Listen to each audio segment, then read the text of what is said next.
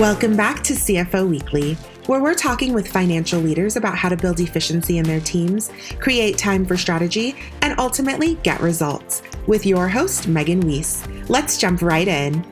Today, my guest is Ben Chrnelich, President and CFO of markets infrastructure and technology platform Symphony.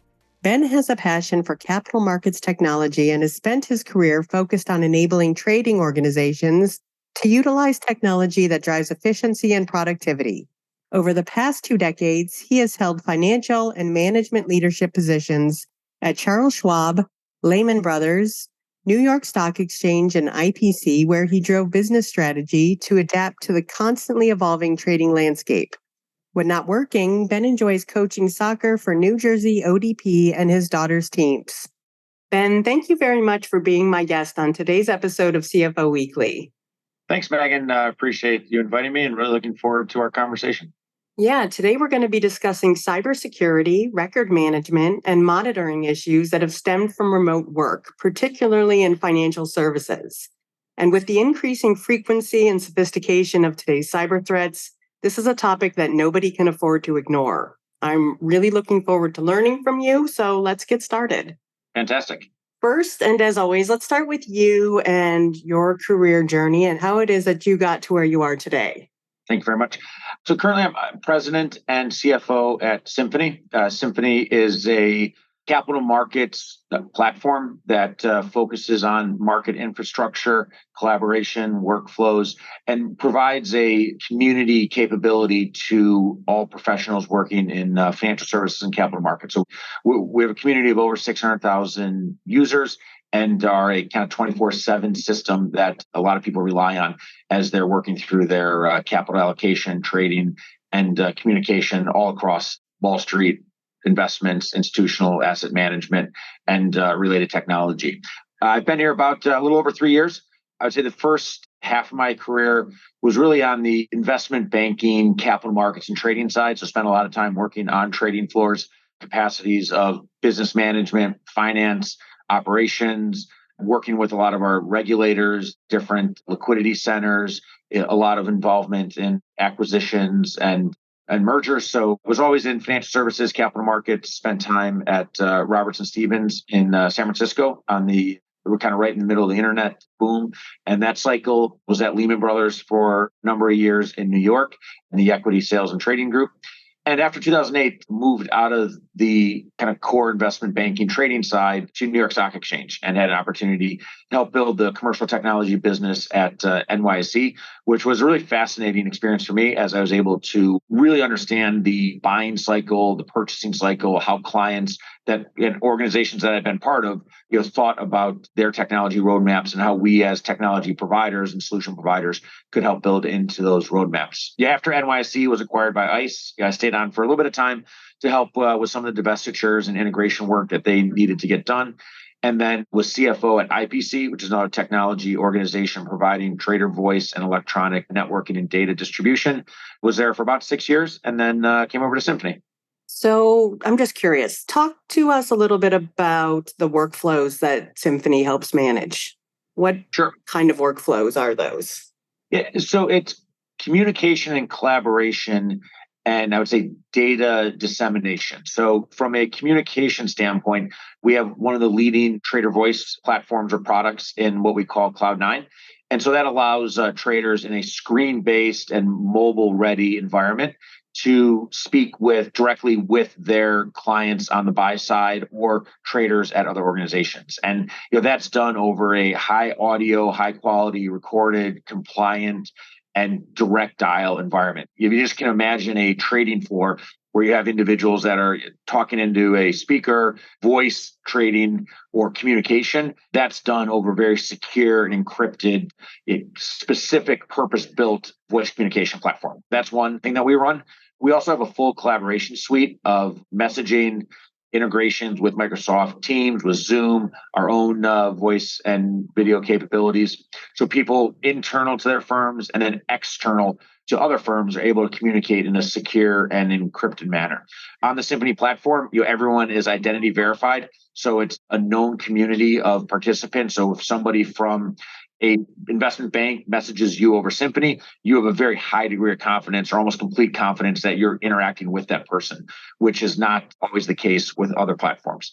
And then we do what we call a lot of compliant enabled federated messaging, which is a lot of words to say that you can use Symphony to talk to individuals on SMS, WeChat, or WhatsApp. So if you're a regulated user, so you're regulated by the SEC or the CFTC or the different agencies that provide the regulatory framework for broker dealers and capital markets firms, there's certain requirements that you have to meet in how you communicate with clients in the forums and mediums you use for that communication. Symphony allows you to connect into your client's messaging tools, so you're always in compliance with those rules, but at the same time, clients can speak to you on the platform that they're most interested in using.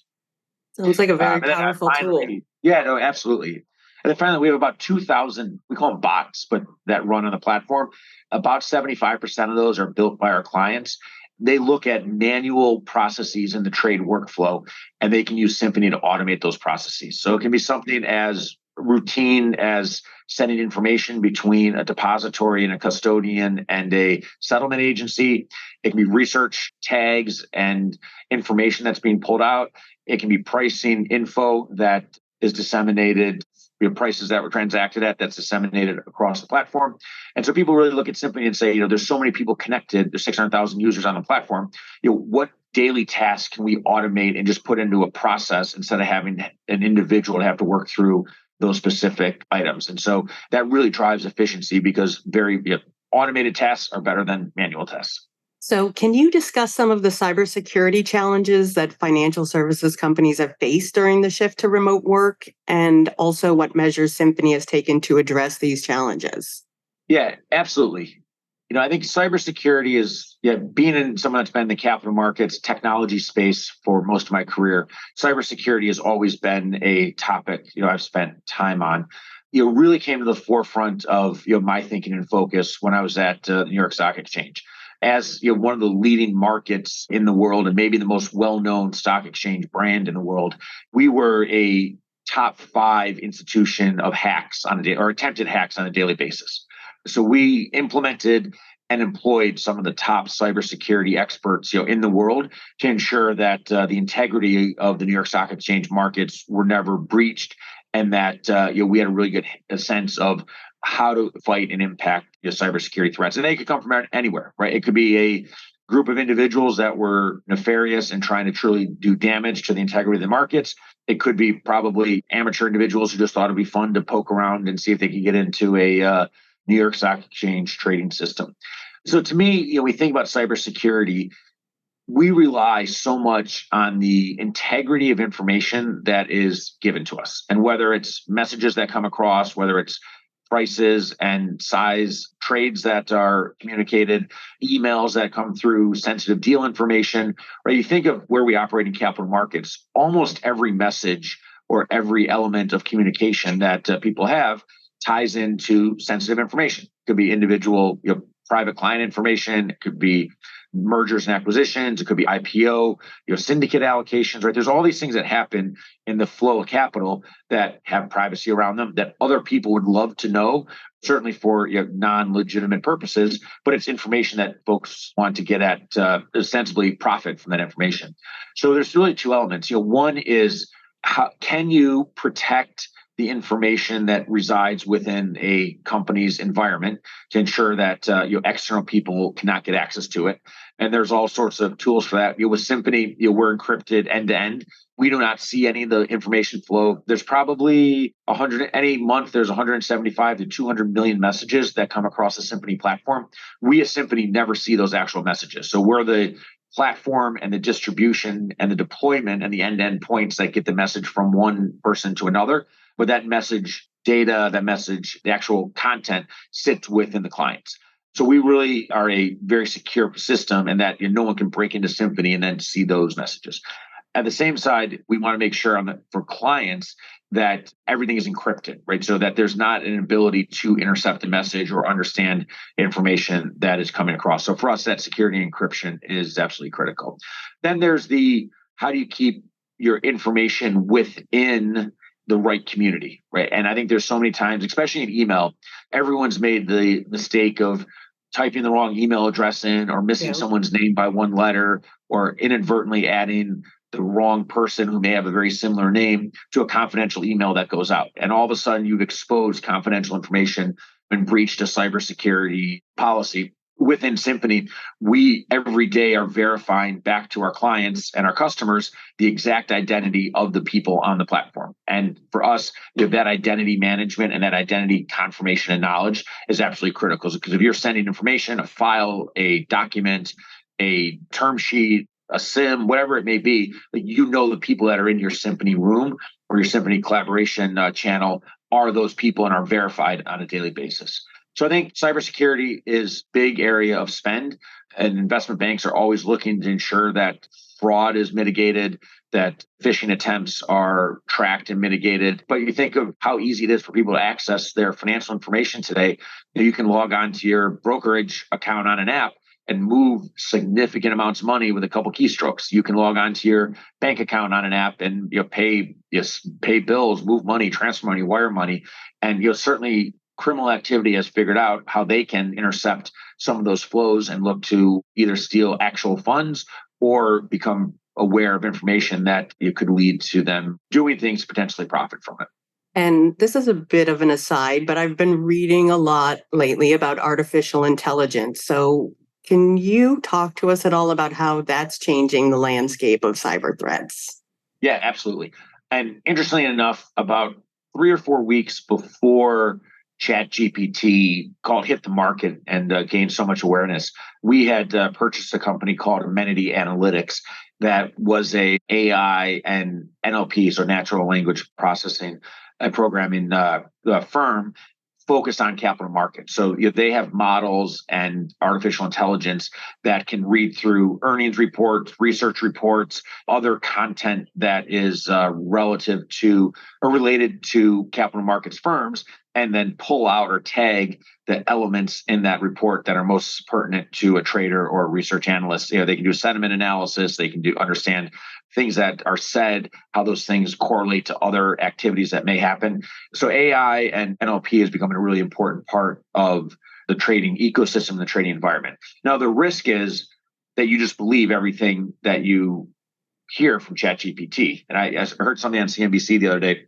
where one of the anchors was talking about, putting information, asking questions into some of these AI models, and the information that came back was inaccurate. And they said, I knew it was inaccurate because I had read something different and I had read the actual source document, but for whatever reason, the model wasn't trained appropriately to pull the most accurate information back. So the models are only as good as the information that's there. And it's amazing the work, and it's truly kind of mind-blowing, some of the work that can come out. But from a integrity of information and validation of information, you can't just rely on a AI model to tell you exactly what you need to know in the current context. So we're working with a number of our partners on helping develop AI models that are specific to capital markets, that we are comfortable of the integrity of the information, the reliance of that information, the validity of that information. Because if you're purporting to give somebody stock prices or earnings release trends or performance of a company, you need to make sure that those numbers are verifiable, auditable, and reliable. Otherwise, you just have a bad model and you're not going to have people interested in looking at your information. And how has Symphony adapted its record management policies and practices to accommodate the increase in remote work and the use of personal devices for work purposes? Great question. We're a global company, around 600 people. We have individuals in our New York office, London office, Paris office, Sophia Antipolis, which is the southern area of France. We have a team kind of covering the APAC region. And then we have individuals that work in other locations that are not tied into a specific Symphony office. We're definitely a hybrid work culture. We have days where we have a lot of people that are in one of our offices, and there's other days where people are working remotely, either at client sites or bouncing around visiting clients, or at home or a different environment. And we really had to adjust how we think about our environment. Now, one, we do a lot of our internal work over Symphony. So wherever you are, as long as you're operating within the Symphony platform, the Symphony framework, we're very comfortable with us being able to ensure that information is not leaving the organization in a manner that we wouldn't want to. We also do a lot of training with employees, right? I mean, the world is so intertwined between personal and work applications, that you really need to be cognizant of what work are you doing in an environment that's not secure, right? So if you're on a personal laptop and you're in a Google Doc, does that inadvertently expose that Google Doc to a different environment than you would want it to? We're fortunate that the technology company, we have very technologically adept professionals working here, so they really understand what they need to do and how they need to operate as it relates to confidentiality, security, and accessibility of information. And so we really try and give out all the tools for individuals to ensure that whether it's on their PC, on their iPhone, on their Android, on their iPad, on their Surface, whatever technology platform they're using, they can operate their Symphony professional work responsibilities in a secure environment. And what steps have you guys taken to monitor employee behavior and prevent data breaches while employees work remotely? I say we don't really monitor employee behavior. I mean, we've all read some of they seem a little crazy of how many keyboard clicks does somebody have, or how many times are they is their mouse moving around? And you see kind of some funny things on Instagram.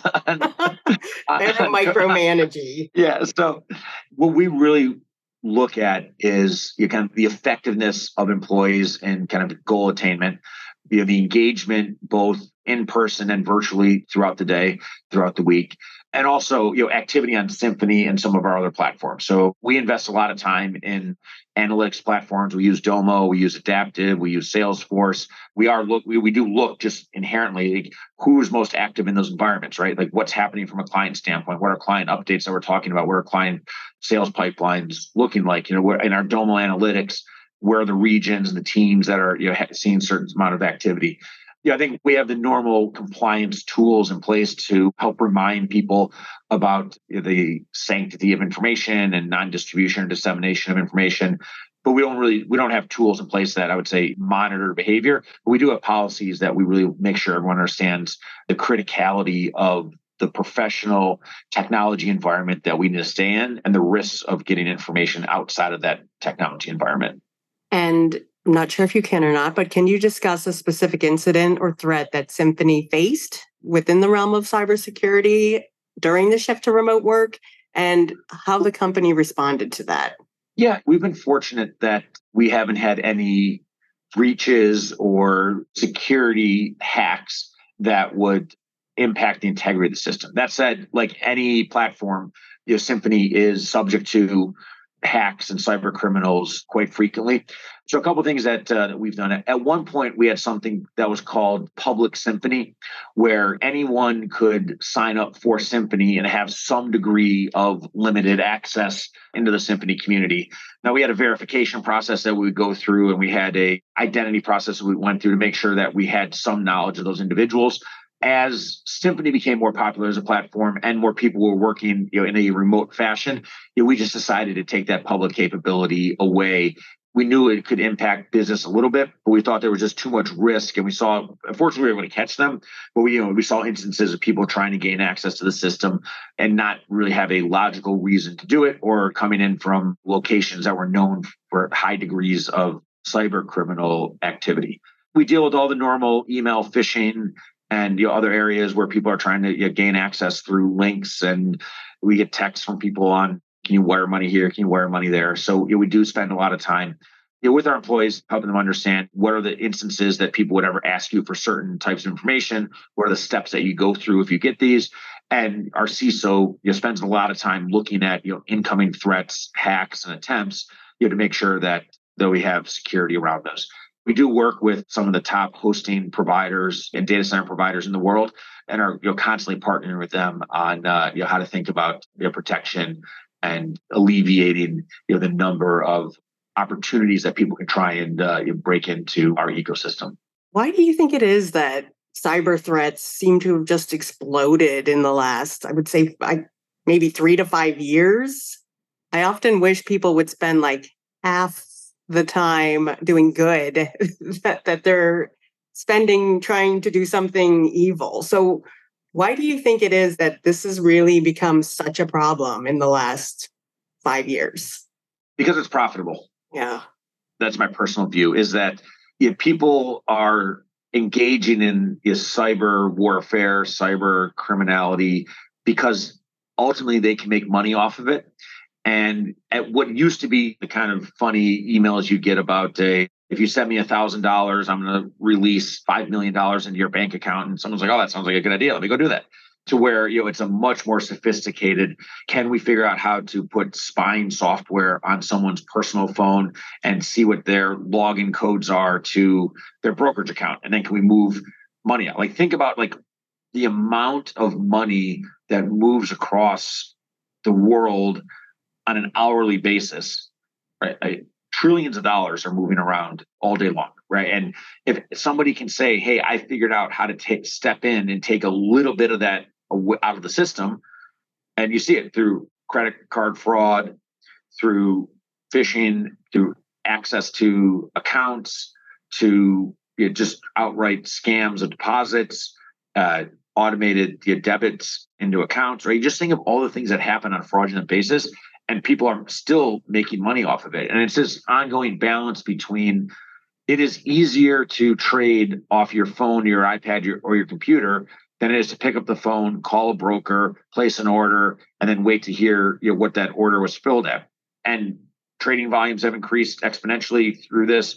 The liquidity, the transparency, the pricing, and the end consumer engagement in their financial affairs and financial decisions has really increased quite a bit due to technology. But it's also opened up these pathways where people can just get into your information and try and take your money.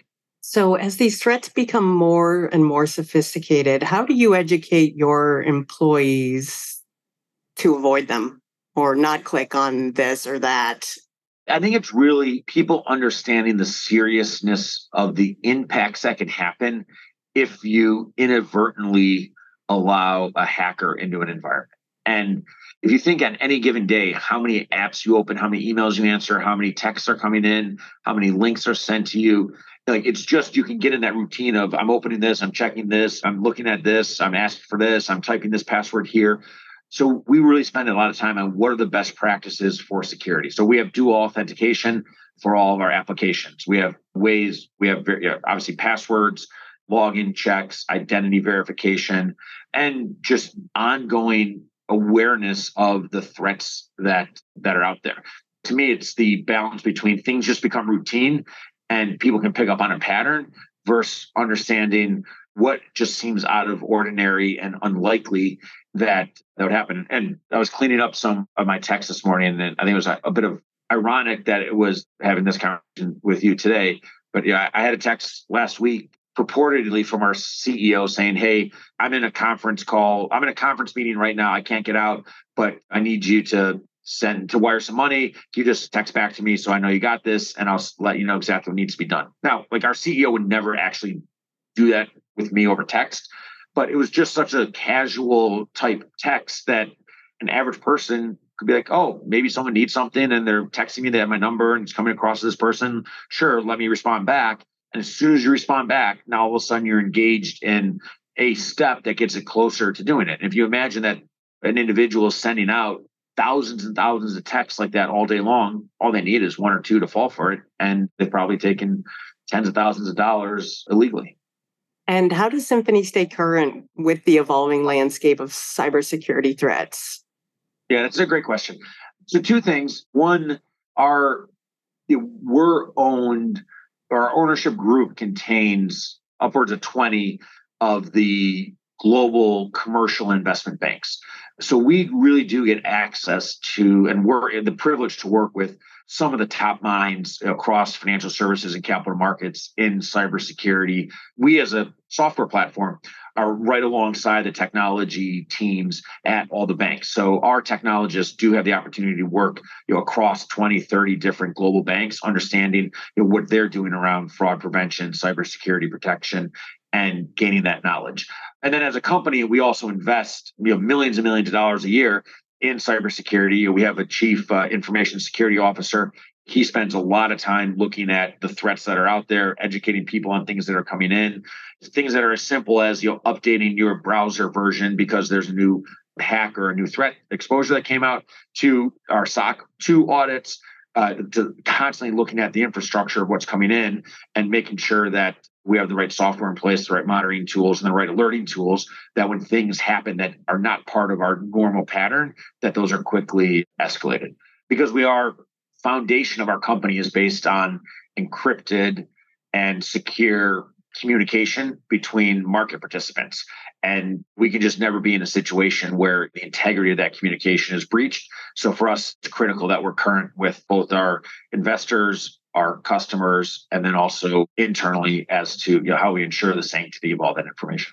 And what advice do you have for CFOs out there listening today on how they can protect themselves from these threats? Yeah, so I think the first thing their companies. Sorry. Yeah, I mean, you have to have a great partnership with your CIO, with your CISO, with your product team. I think the job and the role of the CFO has evolved so much in the past 10 or 15 years. It's so beyond just numbers and reports and metrics. It's really effective CFOs understand their technology environment. They understand the technology tools that are in place. They understand the different companies that provide security and software into the organization. And they understand and appreciate the criticality that a CIO has in protecting that infrastructure. And it's not cheap, right? If you want to have a secure and protected technology infrastructure, you do have to invest money in that. And it's not always money that you can see that direct return from, because it may not lead to a sale, or it may not lead to product expansion or deployment.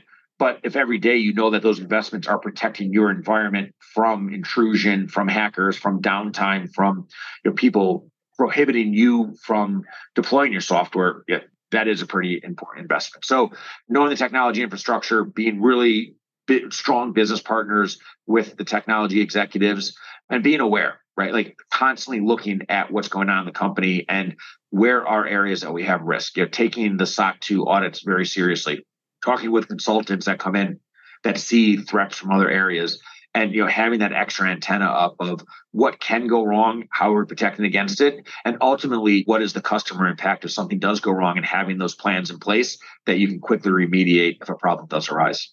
Great advice. So last question, as a finance leader, what is it that keeps you motivated? Yeah, I think for me, it's really two things. One, I love the pace and I always have, of technology innovation in capital markets. And at the heart of capital markets, it's about the flow and allocation of capital to businesses, to companies, to organizations that need that capital to grow and operate whatever product or service they're delivering. And then investors being able to find organizations that they want to put their money into and help grow. Yeah, it sounds very simple, right? But it's a $1 trillion market that happens all day long.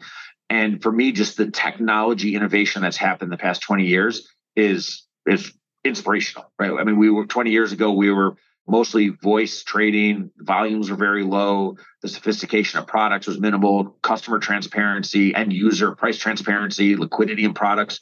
All of those were still very early stage. And you look at how the market's evolved over the past 20 years, it's been technology applications that have created more price transparency, more liquidity, better capital options, different types of structures that meet the needs of corporates and individuals as they're thinking about their own capital profiles. And for me, being a small part of that industry for a long period of time is really motivating.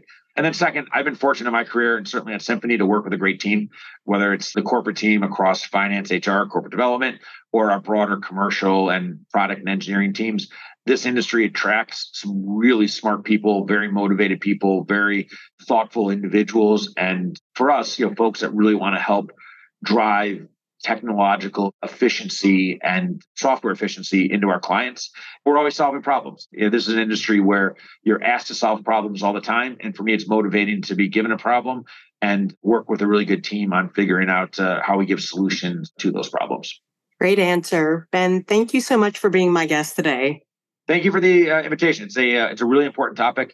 I'm sure it's something that we will continue to talk about for years, as there's the ongoing battle between those that want to use technology for really good purposes and then those that are trying to penetrate that for not so good purposes. Yeah. Well, I appreciate you taking the time to be here with us today, and I wish you and Symphony all the best. And to all of our listeners, please tune in next week. And until then, take care. If you're ready to boost efficiency and streamline your accounting processes at significant cost savings, it's time to talk with Personiv.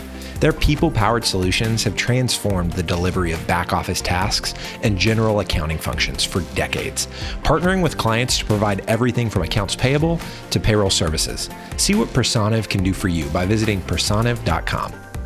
You've been listening to CFO Weekly, presented by Personiv. Please subscribe wherever you get your podcasts to hear all of our episodes. Want to learn more? Check out personiv.com. Thanks for listening.